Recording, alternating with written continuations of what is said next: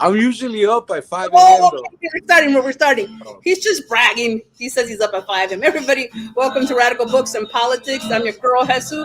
I'm not calling myself La Chingona. I need like an official title, and host just doesn't quite do it. So, welcome to Radical Books and Activists. We're here with our co host who's smoking without me, Misael. And I he's going to say a little bit about himself. And it is our supreme pleasure to have out there Aaron Lebold here. Aaron, why don't you tell our viewers a little bit about yourself? You need to unmute, brother. Or you go ahead. We can't hear you. What's up with that? We could hear you just fine earlier. Nah. Well, listen. While he fixes his tech issues, Misa, will you tell him a little bit about yourself? I am Misael Juarez. I am a poet. I am a scholar of psychosis and schizophrenia. I am very happy to be here, and I have a book coming out called My Spoken Word Wife, coming out in a few weeks maybe, and A few days, if we, yeah, a few a days. few days if anything. So look out for that book. You don't want to miss it. Oh And wait, you know what? You're right because we got to do the print version. Yeah, the Kindle version is out for pre-release, and then I always look at the proof before the other one is published. And this time I'm excited because Antonio, sorry, my son's brain, my son is in my mind. My son Antonio Misael's book is going to be in Kindle, in paperback, and also in hardcover. So we have to see what the print version looks like. Aaron, don't stress out. You may gotta just go out and come back in. Try that out. If not, we'll Zoom it. Fuck, I mean, Jesus, sorry. We can go do this via Zoom. It's not a problem. We what? just let our viewers know. Yeah, yeah, that's cool. Yeah, I could hear him just fine earlier, but he's over at his mom's house, so maybe the Wi-Fi doesn't work. You know how you go to El Rancho or I go to my parents' house. There's no Wi-Fi. Like, forget it, dude. You're not gonna get shit when you go out to the desert in Arizona, which doesn't Yeah, make I had technical issues like that in the past before. It's really yeah. an inconvenience, but you can work through it. I think just logging out and coming back in is gonna help out. Yeah, I've often entertained the idea of having like one of the satellite thingies. So we're just waiting for Aaron to come back. All right, Aaron. Hopefully you're gonna be live. Oh yeah, it's totally his Wi-Fi, dude. All right. Can you speak now? Still can't hear you, bro. Maybe if you Oh wait. I think we just heard you just now. Yeah. Oh, thank God. it was You the may. music.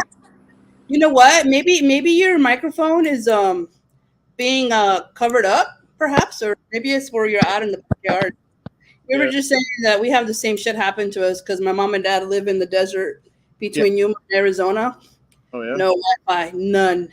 And Yeah. my kids go crazy because they're like, "What do you mean there's no Wi-Fi?" I'm like, "Welcome back to the '80s." Well, Aaron, tell our viewers about yourself. I'm in Ontario in Canada. No Uh, shit. yeah. Um, so yeah, it's I've been writing since probably about 2017. I started writing like seriously. Nice. I had basically two books published, and then within the last year, both of the publishing companies went under. So I went back to nothing published. And then there's a company called Bloomhouse, which is a good friend of mine, and he picked up my first genocide. So it's back out now, and it's available again. And Well, bro, I mean, not to be bold, but I've seen your poetry. You're welcome to send it to Body Blues. I just have like four authors ahead of you after him, but these are going to scoot fast. But yeah, Aaron's work is amazing. And in fact, if I'm not mistaken, you published your first story or it's going to be forthcoming in Nightmare with a Twist. And I love that story. I reread it and re-edited it again. And I mean, I just appreciate, you can see good writing when you see it, whether you've been seriously writing since 2017 or not. The story was quite good. You should definitely write more fiction. And it was genuinely scary, which hats off to you, brother, because writing horror is not an easy thing. So we're curious, have you been to Ontario? Me said, I've not been to Ontario. I can't go to Ontario because I got a DUI. So The I, fuck you say to me? yeah, But you could go to Mexico, but not to Canada? What? so Canada has strict laws against people who have been driven under the influence. Just a little story because I used to get in trouble a lot. I used to have a huge bad rep drinking, but I cut that out. Snaps, brother. cut that out, and I sobered up enough to be able to write and create, and That's awesome, that dude. has helped me a huge. So maybe I could make a good case with Canada one day and be able to go there, because I would like to go to the powwows that they have over there, Oh, and all those great things that they have right there. Canada, it seems like a beautiful place. Yeah, it yeah, is. I mean, I've lived here my whole life, so I don't have a lot to compare. But like, yeah, that's awesome, dude. And hey, we were talking about fertilizing weed. Is weed fertilized in Canada, which has nothing to do with writing, but a curious minds want to know. yeah, Is it- it's every small town now has at least. Holy shit! That's it, brother. Let's get you back to anyway. So you started writing seriously in 2017. When did you know you were a writer? This is a question I love to ask people who just started publishing. I've always loved writing, like since I was a kid. But when I was younger, I thought it was more like I thought it was more music, so it was more kind of poetry, I guess, but like song lyrics. For sure, for sure. I'm doing that since I was in high school. But Do you still write? Do you still write music now? no, the thing I kind of realized is that like I suck at music. I can't sing to save my life, and I don't know anything about music. So it was like I gave up on it, and then went and did went back to school and became an admissions counselor, and I did that for a while. And You're cutting in and out a lot, Aaron. I don't know if it's a place where you're at. Sorry, it must be the place in the garden. yeah, is that better if I keep it closer? Yeah, much better. Yeah, yeah. So, what kind of counselor were you? Like an addictions counselor for Oh, teenagers. lovely. That's awesome, dude. That is so needed here in Chicago. We need good grief count everywhere, dude. The U.S. is so fucking glutted, and not enough counselors. You know, I can speak English. So, you started publishing in 2017. What was the first thing you published? The first one I published was Genocide, was the book that's out now, but it was like not ready to be published, I don't think, and the publisher that picked it up isn't in business anymore, so completely rewritten. And so the one that just came back out this year, and it's way better. Is it a collection of poetry? No, it's just fiction story, full story. Oh, cool. I don't know why I pegged you as a poet. You do write poetry, right? I had like a WordPress site that I put poet, and I have a poem in Nightmare with a Twist as well. Oh, that's right. That's right. So that's Ooh, I don't. yeah. Yeah. I gotta go back to that. I don't remember the poem, but I remember the story because the story was so. I think it just moved me because of the content of it. We're going through a time period in Chicago.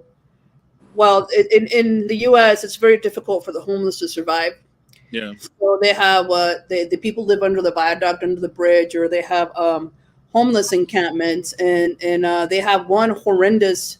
It's not just a one, obviously, but the city is separated into districts, and the district is ruled by a little alderperson, or not little, an alderperson who respond to the mayor, which we're not fans of.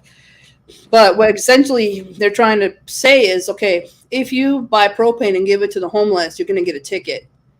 And I'm like, fuck you. What are people supposed to eat with? How are they supposed to keep warm? And so give us a fucking alternative, right? I don't want people starving to death or dying, you know? And the reason that he wants to do that is because I guess there was a fire under the viaduct, but it's just terrible, you know? And it's something that I think we need to be aware of. I have a friend who she's been a homeless activist for over 30. You know Sarah Menifee, Sarah Menifee is a comrade from San Francisco, and she was fined and arrested and was in court for 6 months for feeding the homeless. What is up with that? Terrible, you know. And I think this is a terrible direction. Anyway, sorry, I'm kind of in a downer mood today, but it pissed me off. And so I just think that there needs to be a more compassionate way of treating people, you know. But that story captivated me because I guess I'm a do-gooder. I don't know. I'm more of a visionary. I believe a better world is possible, and I really connected with the main character, right? And I don't want to spoil the whole thing, but the main character is adamant about helping this homeless person out and is trying to talk to him and giving sandwiches. And the dude just keeps, you know, he just keeps trying, and then finally he succeeds. It's a beautiful story. Misa, you'd love it. You'd love it if you read the piece. Very good, very well done. Is your main genre like horror, or do you have different genres, Aaron, that you write in? I kind of struggle with genre. I fall into horror, but like it's more horror, I'd say, and I don't know. I'm Well, not good. what horror? I'm not good at very, like psychological Oh, things, yeah, right? yeah, Like yeah. not really slasher horror so much, but kind of stuff that I don't know, just thought provoking a little bit, right? Like a So psychological I'm kind of thriller, kind of. yeah, I'm kind of going more thriller route with some of the newer stuff I'm working on. I have a bunch of books that are written, and I'm just kind of waiting to have them published. I've got a contract signed for a couple of them with D&T's picking up two of them, and then I think What's Blumhouse the is name? That's congratulations. yeah, it's been a little while, so it'll be nice to have something back out again. My next one's coming out in August, which will be good. So, That's awesome, dude. And you can go on the road and sell your book and whatnot. Welcome, viewer. We have a viewer, which may be your girlfriend, maybe not, or your significant other. We don't know, but welcome. Um, yeah, no, that's amazing, dude. And it's always nice to get back into it, you know, because you still have to hustle, whether your book is 1 or 2 years old or not. You know, It's like- well, my first book was published in 2020, so it's been COVID since I started writing, so I haven't really got to do a lot of that. whoa. Yeah, I've gotten to the point where I give my books away hoping to get reviews, but I give them away to people that are like genuinely into the genre. And if they don't seem like they give a shit or they tell me they don't read, why the hell am I going to give you a book, right? But I think I haven't had a physical book sale since the last face-to-face convention I went to about 4 years ago, you know?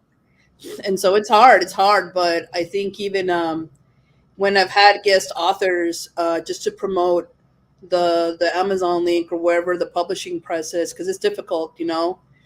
I mean, I think one of the smartest things you can do if you don't do it already is to set up your own author site and ship your own books out, so you can send signed copies for like $20, and you might make some of that coin back. That's what I'm gonna have Misa do too, once he gets his author copies, because it's hard. It's hard right now, and then a lot of schools are crying poor, which is bull.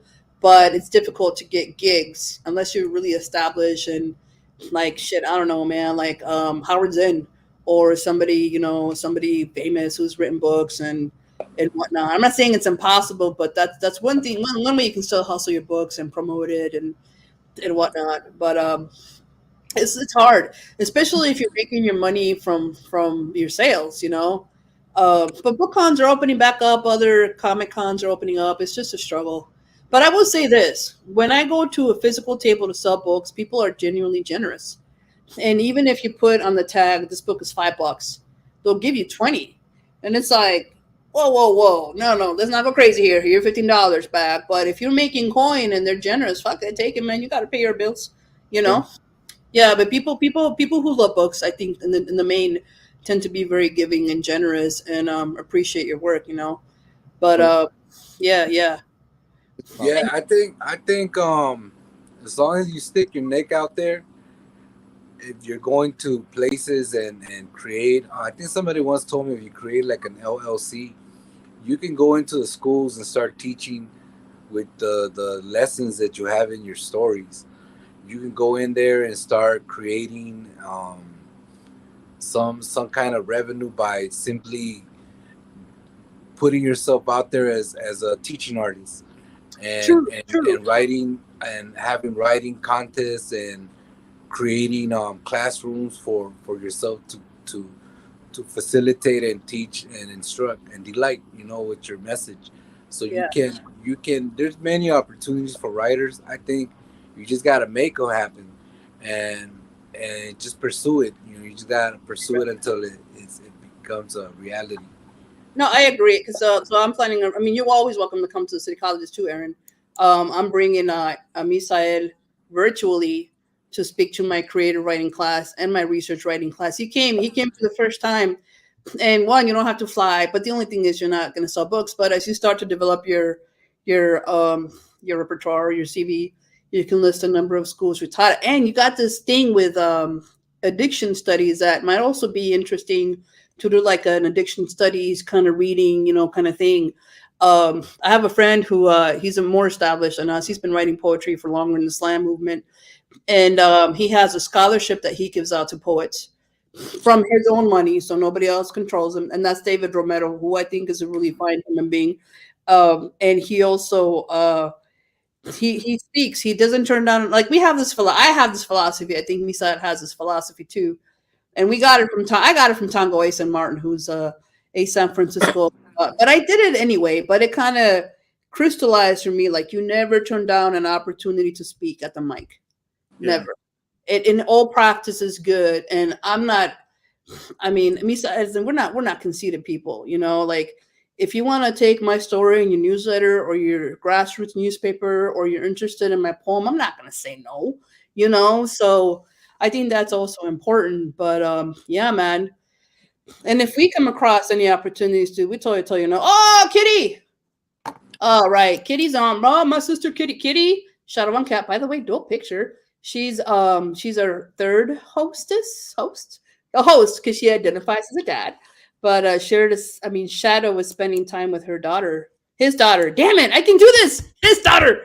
I'm sorry, Aaron. So I'm very curious because I see your lovely tattoo art. Tell me about that. Like, tell me about that journey. I'm so curious about it. When did you start getting tattoos? I got my one when I was 14. Damn, is that legal? What? Is it legal? Adult with. Oh, dude, you're tuning out again. I don't know if it's a phone where you're holding it or what. Is that better? Yeah, what the shit, dude? That's weird. Yeah, I don't know. I'm middle of nowhere. I'm not sure. Are you sleeved up? Are you sleeved up like with? Actually, I got a lot of coverage. Yeah, it's I don't know. I like to decorate things. I always have, right? So I like to. When I was a kid, I would decorate my room, all the walls, and everything. Nice. Followed suit. I don't know. It's kind of like looking back at like different times of your life and different, and even if they don't necessarily represent anything specific from that time, it's still you remember. You know what I mean? Oh, that is cool. How much does tattoo culture, tattooing influence your writing as a writer? Yeah, I don't know. Switch in a little bit, hon. You're muting out. This is just the weirdest phone. Phone or what? Art culture in general kind of goes hand in hand with music or with writing culture too, right? But I don't. Not a good artist, so like I don't know. I can't draw, or I could never be a tattoo artist myself. I don't know. I just always had a fascination with it, and probably just keep until I'm covered, or So true story. I kind of lean towards wanting to get a tattoo, but you can't like the inculcation, the family upbringing of constantly telling us that tattoos were evil. And I just can't. I'm like, fuck, it's a lot. It's a lot, right? It's a lot, dude. But I think about it, but then I'm like, yo, what if the feds are looking for me? Not that I would ever break the law, but what if the feds are looking for me and the tattoo gives it away? I don't know, man. It's probably not true because I got all these other dental records and face recognition. But you don't have any tattoos, Misayan? You're muted, bro. You're still muted, comrade. I do have tattoos. Ah. I do. A ver, enséñame. Can I see? Are they like in an appropriate place? A ver. What? Is that your daughter? I have tattoos. Dope. I can't. No, but the beauty, and does that have like a mystical, like Aslanismo kind of thing? I got them when I was 17. I was young. I was young, and then I kind of like went back and I started. I got someone to do a cover art. When I covered it up, and it was a long process. So it just kind of like made me. I don't know. It just made me think like, do I want to get more tattoos or do I not want to get more tattoos? But I try to become more thoughtful about it, because I eventually do want more tattoos. I haven't had a situation where I haven't found an artist that really gravitates me. I really want to find. I want to get Halo. Artists. Okay, so Brother Man here knows the guy who did his cover, which I'm going to highlight in a little bit. Halo was in prison, learned how to do tattoo art. Now he's a recognized tattoo artist. I would go to Halo. And this is okay, but Kitty says I have 16 tattoos and could hide all of them in a conservative outfit when teaching love and respect, sister. Okay, so this is what I would tattoo. Protective symbol, so I don't get the fucking evil eye, or like protection against witchcraft or some shit, like right at the base of my neck, but they're saying this is like a power spot, like right fucking there, dude. You know? And it probably sounds sacrilegious and be like, bitch, why don't you put a tattoo of Jesus on? Jesus is already in my heart, man. But I don't want like some extra shit, maybe like the evil eye bracelet or something. I'm just Yeah, kidding. my brother has a tattoo from Japan, and there was a ritual that the Japanese artist put him through in order to tattoo a symbol of protection. No It was shit. when he was stationed in Japan for his Marine service. Do you think he's like protected? Does he feel like he's protected because of the tattoo? Well, my brother is really good at doing what he does, helping people, and Nice. so I think it does manifest into something. If you were to ask me and about if the protection works, I mean, he seems to have everything together, and he's doing very good for himself. He's going to school too, and he works for the state, and he does pretty good stuff. Yes, go away. We're all going to fucking Japan to get our protection ceremonial tattoos. That'd be dope, dude. Yeah. I mean, look, I'm sorry, I'm going off on a tangent, but I've been thinking about ceremony and ritual lately. Like, not in a weird fucking horror way, but like in genuine. And I was watching this horror movie, and the medium was cleansing with the egg. Well, in Latino, Hispanic culture, Mexican culture, we do the same thing. My mom does the huevo, the egg, and they mix it with Catholicism because that's what happened as a result of colonialism. But that shit works, dude. I'm telling you, when you believe in something and it's good and positive and it's uplifting, what the fuck, dude? I'm not gonna say no, And so when I go home, I'm like, Mom, sweep me with the egg, sweep me with the egg. And she's like, oh no, because the priest told me not to do that. I'm like, what's a big deal, dude? You're doing fucking Catholic prayer. Just fucking do the egg. Because if I do it myself, I might fuck it up, I don't want to bring in some evil spirit I wasn't meant to bring in. And the egg is just like cleansing your energy and balancing you out. But it tripped me out watching this medium and this horror movie. I'm like, oh, that's connection, between what they do there to cleanse, what we do over here, Anyway, enough of me. Let's go back to Aaron because Aaron's dope. So was there a time where when you went through your tattoo phase where did you have tattoos of like loved ones or significant family moments kind of thing? I have some. I have my daughter's handprint. I have. Oh, when she was a baby? Not really. I have it. Hold on, something. Hell yeah, show and tell, show and tell. What? First of all, sexy legs. Oh my god, that is fucking dope, dude. Holy shit, that's dope. That is really cool. I like that. I think I've seen people do tattoos of their infants. I might do my baby girl, my baby son. Yeah. Just oh my gosh, that'd be so dope. Right, oh, right. Ooh, here we go. Shadow says, or Kitty says, 8 of mine are memorial. Those I've lost as an adult. I have no names on me, but got a symbol to signify each of the 2 men I married. I do want to get my daughter's name as my last tattoo. Your last tattoo.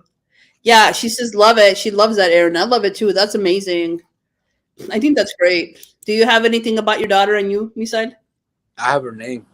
Orale. See, that's powerful too, man, because names carry power. Yeah, for sure, for I sure. have her name. Well, anyway, we jibber jabbered a lot, but I'm enjoying this conversation tremendously because you're Aaron. I would like to ask Aaron a few questions about Aaron, your man, writing. go for it, bro. When you write, do you feel that the horror connects to certain traumas in your life, or are metaphors for obstacles that you have faced in reality and things like that? Some of them, yeah. I've done a couple books. Like the one that is published right now doesn't really connect with my life much at all. But my book Quarantine, there's actually some true like story bits in that book. So like I did put a little bit of myself into it.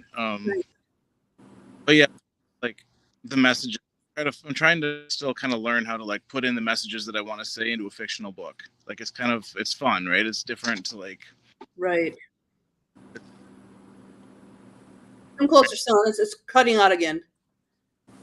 Yeah, so that's kind of what I enjoy about writing, is trying to like have it say something, and I'm still kind of finding my balance as to, you know what I mean, how subtle I want that to be, or like how the messages I want them to come across and that kind of thing. So for sure, and that's something that we grapple with a lot because I'm sure I'm radical left, or I shouldn't call myself. I'm just left.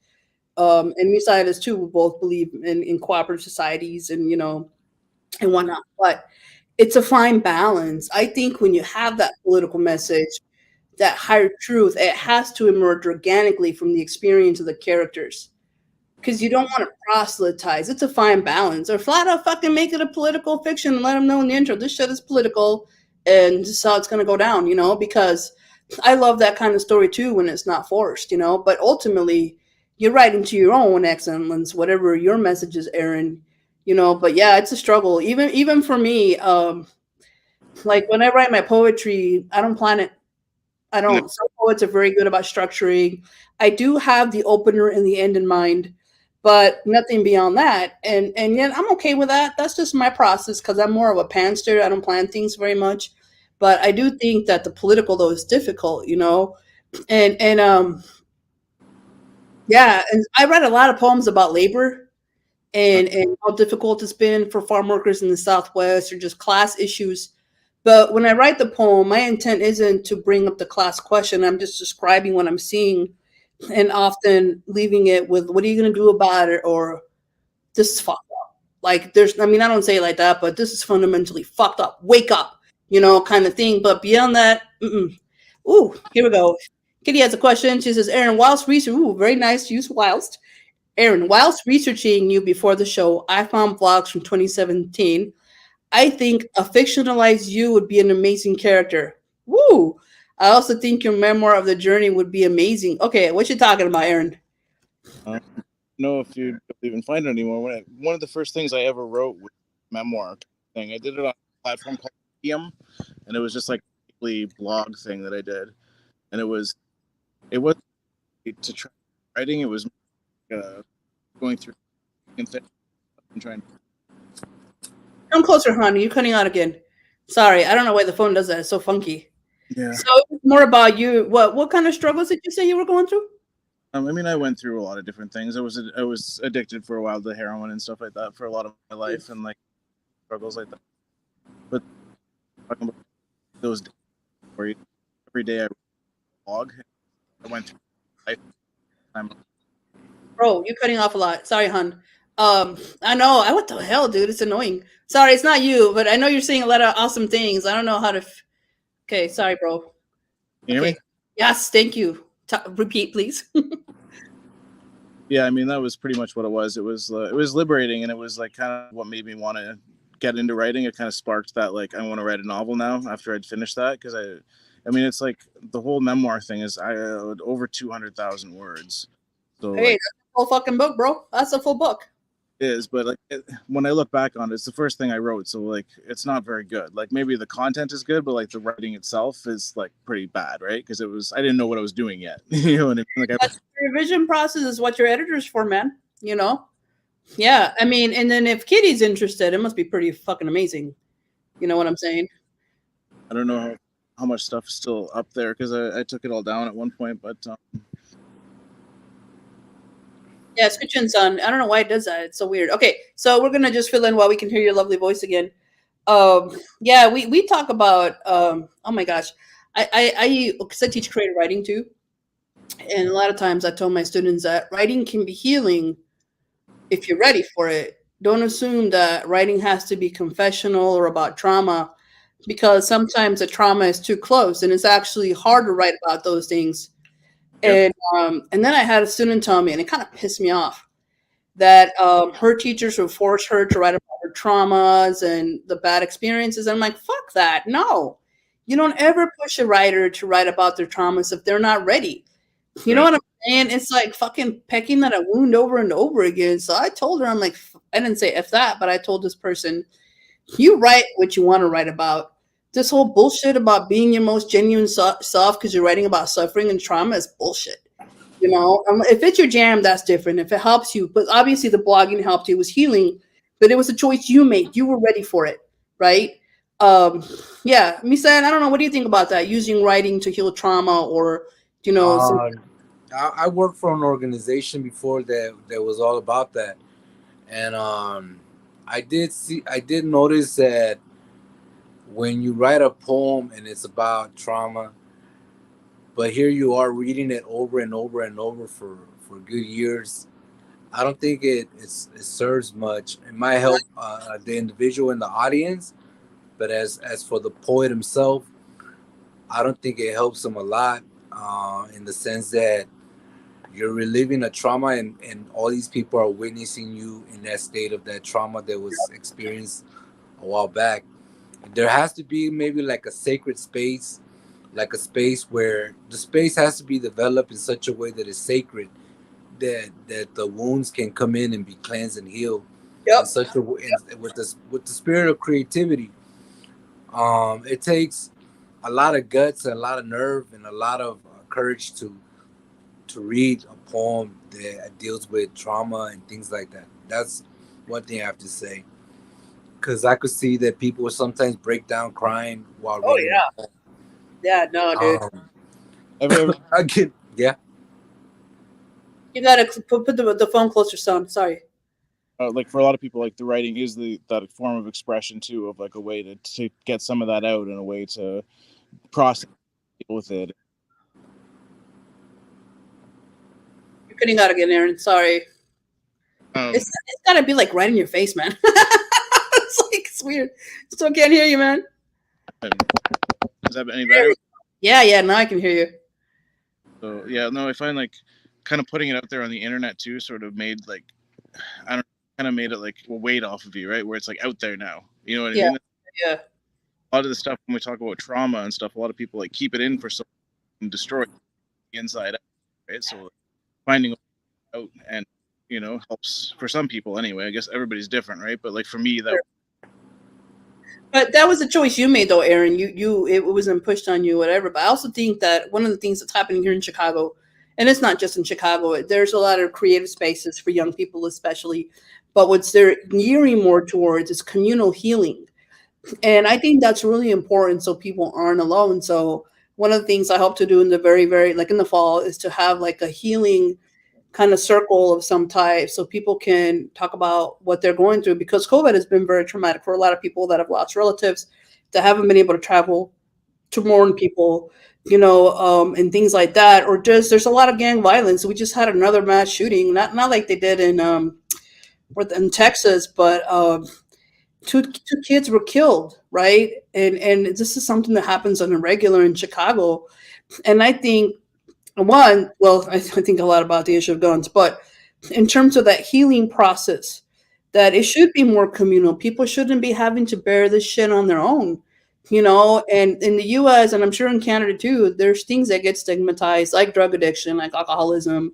That you know what? I mean, I'm sorry. First of all, I think you should decriminalize drug use altogether and legalize all drugs. I don't give a fuck. yeah. Legalize drugs, decriminalize it, offer people mental health, offer them hospital support, not fucking prison like they do in the US, because then it becomes a profit system that's getting worse and crazy and out of hand, right? But I do think that communal healing is probably something that the US just can't conceptualize because we're so individualistic. Whereas in other pockets, like Navajo, tend to be very communal with their healing. The whole family gathers. Whenever there's a ceremony, the family and the close relatives gather to offer that healing or cleansing or celebration, right? And I think that's the way to go, man.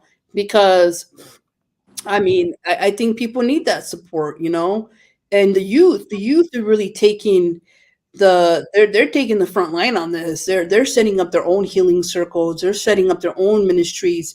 They set up their own creative spaces, and a lot of times they do use indigenous practices. So to learn how to do like Aztec dances, they learn how to speak an indigenous tongue. They'll learn how to drum. They'll do these things as part of the healing. You know who used to do that? Misael Rodriguez, Luis Rodriguez was big on that in Chicago with his wife Trini. I'm sure he probably still does that in LA. But there's something about that I think is healthier, right? Like okay, I'll give you an example. Like I suffer from depression. I didn't realize it. I didn't know I'm a workaholic, or I'm trying to be better about it. Anyway, I didn't realize I suffered from severe depression until the pandemic. But I shit you not that I didn't start to get better until I started to share my experiences with others. And then other people started, like Misa and I talk about mental health all the time. We're good friends, right? I consider Misa a good friend and we can speak freely. But when these other women about my age started coming together and talking, that gave me the communal space to be like, hot damn. Like, one, I'm not by myself. Two, a lot of fucking people suffer from depression under COVID, But it also helped me find a really good therapist. And if I hadn't put that out there, I wouldn't have known about this, right? So I think there's something to be said about community coming together to support each other, like genuinely support each other. That's important. Anyway, you had more questions for Aaron, and I'm taking up too much time. Go. You had another question for Aaron, Misael? I do. Let's see.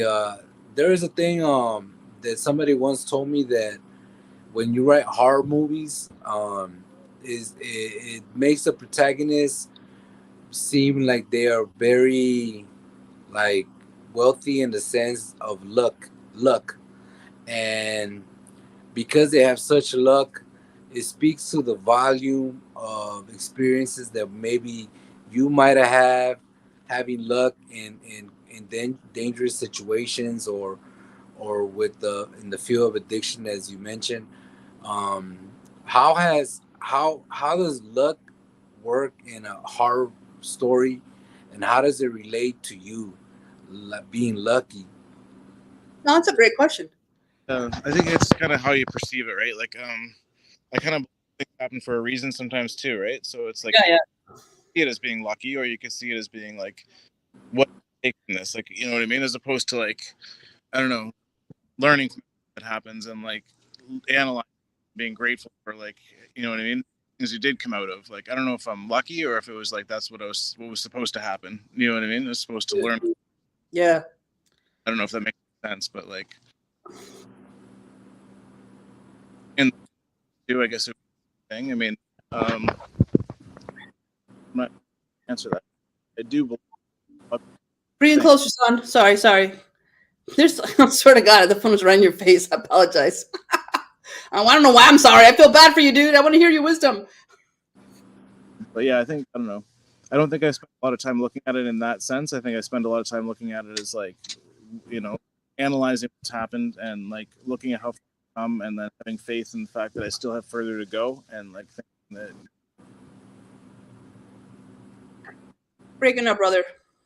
it's going to continue to happen for a reason, I guess. You know what I mean? Yeah. Right? Yeah, I think so too. I think things happen for a reason, and well, I'm religious, but we won't get into that. So our co-host says even being a pain patient on opiates is very stigmatized. Yep. I was surprised to realize how much that is a reality, not just at the actual pharmacy, but just in the world. That is so fucking half-ass backwards. All right, so you need the medicine for this extremely painful disease. What are you supposed to do? Suffer? Fuck that. And then she also says, Aaron, have you read some nonfiction horror like The Hot Zone?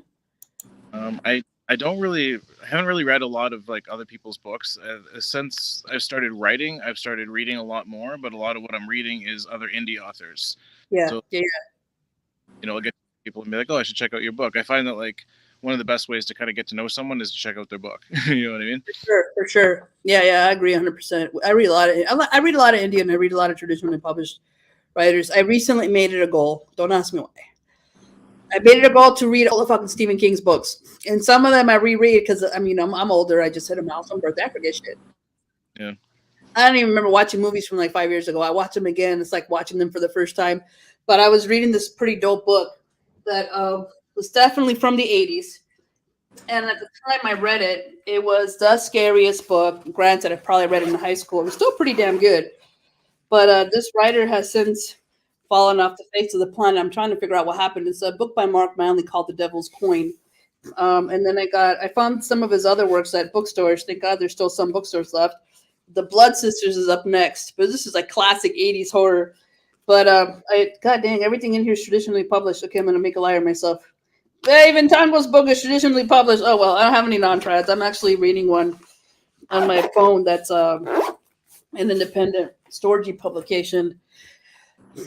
Where ironically I am trying to write a horror story, but it's so hard. I don't know. I sent it to Misa. I'm like, Misa, it wasn't a mystery. It's supposed to be horror. I swear to God, I read the fucking the call for submissions. I read it 3 times. I read the website at the very bottom, very bottom, very bottom. It's a genre horror, and I was like, oh shit. So I had to rewrite it, and I cut it down. I've never been able to do this, bro. I cut it down like 2,000 words. It's like because it's too long. But that's awesome. So tell us about your next book. You say you have the one coming out. This is the one that's fiction, but you have another project after that. You said with D&D, is that right? Yeah.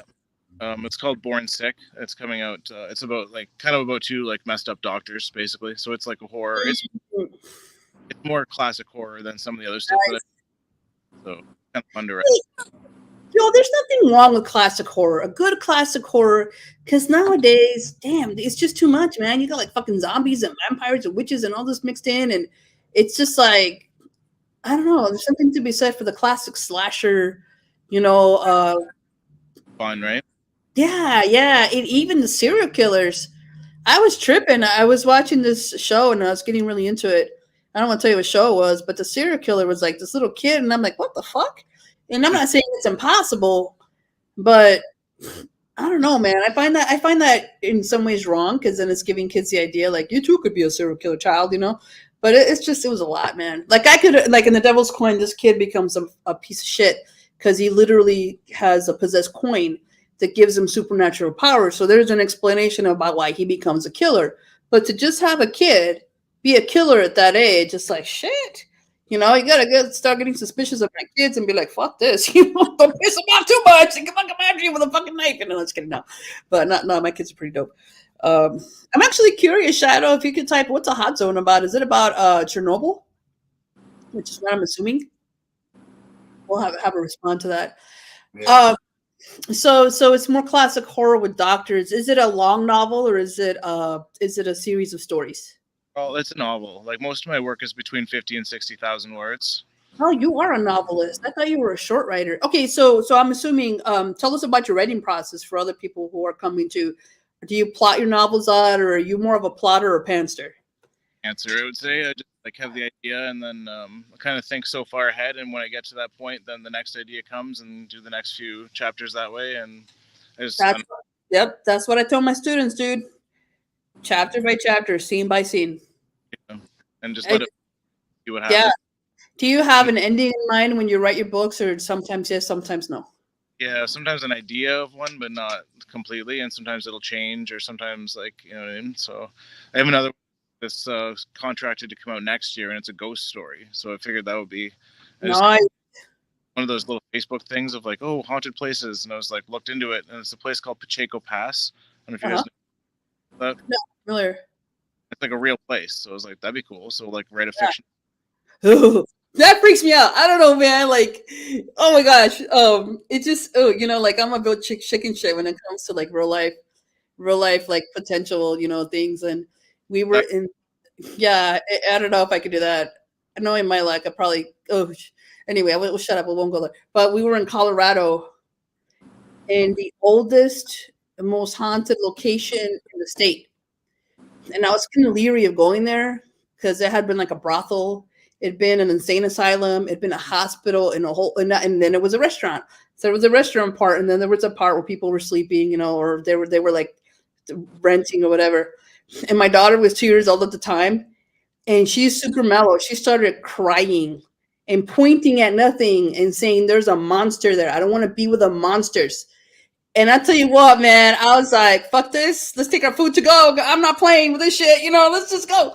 But she never done that before, So I think she must have seen something, because she wasn't an expressive kid like that, but she freaked out, dude. And I was like, I don't give a shit. We'll get the fuck out of here. The food wasn't that good either, but it freaked me out, man. And then the other thing too is that she went to the part where people were living, and we weren't supposed to go there, and that's where she saw something, and I think she dragged it back with her if she indeed saw something, because I was like, why did you go take someone out? But it was creepy, dude. But I don't like going to places like that where they claim it's haunting. Okay, so she says the book was about the time Ebola jumped in the US in the 1980s, but luckily it was a monkey only strain. Oh, no kidding. Drama. Oh, you're talking about the outbreak monkey. What is it? Well, Is it a movie? There's a movie, but there's a show. There's a show that came out on Hulu, I guess. But yeah, back when there was a healthcare system in the U.S. Have you guys heard of the monkeypox? No.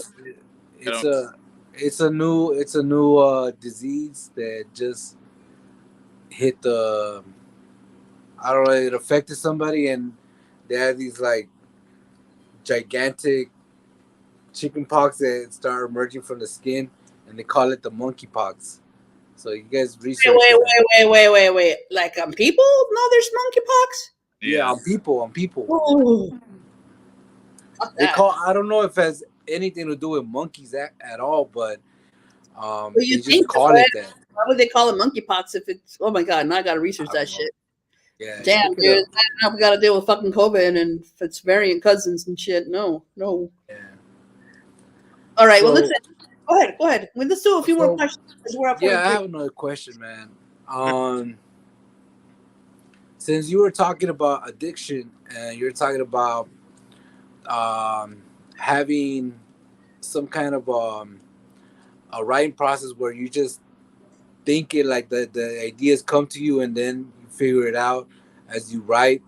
Um, how often do you receive an idea that makes you think I can't go that route? If you have that, like I can't go that route because it's too much. That's interesting. Kind of trying to not limit that. Like, I think kind of, I don't know. There's so much competition in writing right now, and like, you know what I mean. This time, it's like you can't really afford to, like, be afraid to not go somewhere because you're worried about how it's going to be received. You know what I mean? Yep, Like, for sure. I sit too. Like, I still have a job, so I'm not looking to like make money off writing right now as like my job. So it's just fun for me. I love it. Like, and I would like to get somewhere with it, but like I'm not banking on it. You know what I mean? So if I want to say something, or if there's like an idea I have that could be like, I mean, some of my books do have some pretty taboo stuff in it, and it's like I'm not going to hold back on that if that's what I want to write about. Because Right. No, that's awesome, dude. And in fact, I gotta say that you're right on point.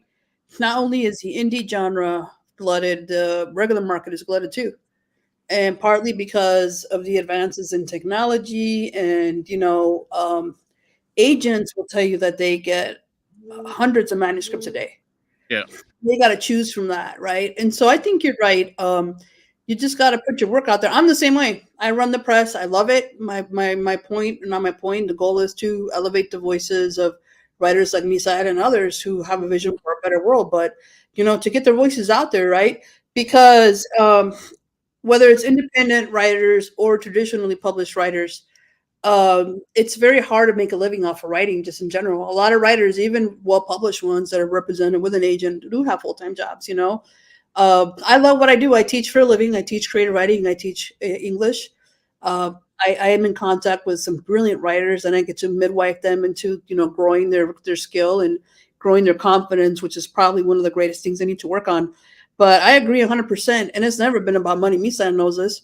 you know um, that's why I started the Patreon page that I just Body Blues Price. You can patron us, because I would like to break even with book production for once, you know, not put a shit ton of money into it. But I think that's awesome. And it sounds like you're also finding your voice, which is beautiful. And I think you seem to us, like me anyway, you don't compete with other people, which is what you should not do. You don't have to fucking compete with others.